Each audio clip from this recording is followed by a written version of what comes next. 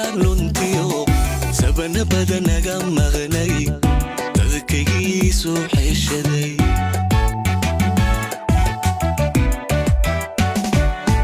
hadda waa darartan sarakane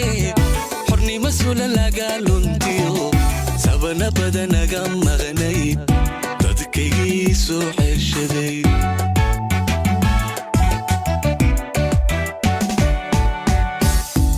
أنا سند كورديو سيرادكي دولة نيمو سكبه دبادني ورش سحب ذاوتنا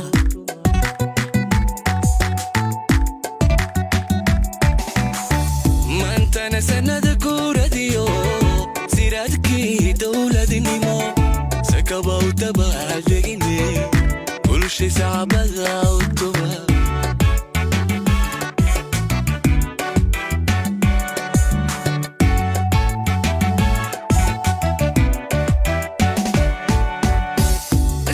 ummad waliba adduunka maalin bay leedahay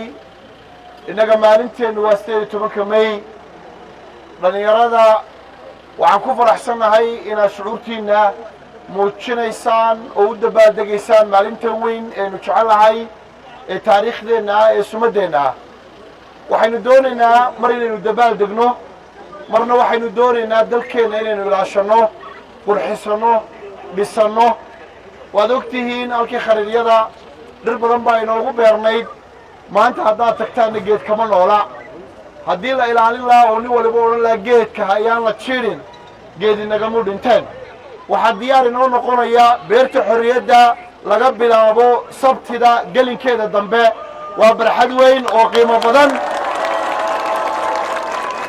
sabtida laga bilaabo gelin hore gelin dambe habeen waxaan uga shaqaynay si dhammaystiran hadday tahay dhinaca iftiinka hadday tahay dhinaca qurxinta hadday tahay calaamadiista 18 May marka wixii sabtida laga bilaabo waxaynu leenahay meel aynu isugu imanayno magaalada dhexe waxa imanaya uu qof ka adeeganaya ama maraya ama ka hooyanaya insha Allah dabaaldegana idinkoo beertii xorriyadda la idin diyaariyay magaalooyinka kalena fagaarooyinkooda ay wada diyaariyeen waxaan doonaynaa markaa in si wanaagsan goobaha loo tago waanu ku soo dhaweynaynaa mudane wasiir waxaanu ku faraxsanahay inay caasimadeennii Hargeysa iyo magaaladeennii quruxda badnayd in caawa sidaa meel kasta looga dabaaldegayo caasimadda qaybihii kala duwanaa aad soo marteen sidaa looga dabaaldegayo insha Allah biidnaahi kariimna ilaahayna inuu gaarsiin goona amni iyo nabadgelyo xasilooni dadweynaha waxaanu ugu baaqaynaa inay ilaaliyaan nabadgelyada iyo xasiloonida inay ilaaliyaan oo ka shaqeeyaan bilicda iyo nadaafadda dal fara badan baa la geliyay maamulkayga ugu garab taagnaa input fara badan baa lagu sameeyay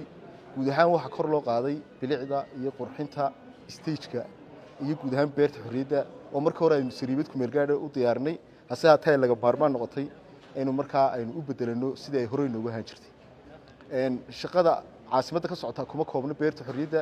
guud ahaan waxa kor loo qaaday bilicda wadooyinka main-ka ah ee caasimadda kuwaasoo lagu sameeyay calamayn rinjiyeyn iyo sidoo kale lighting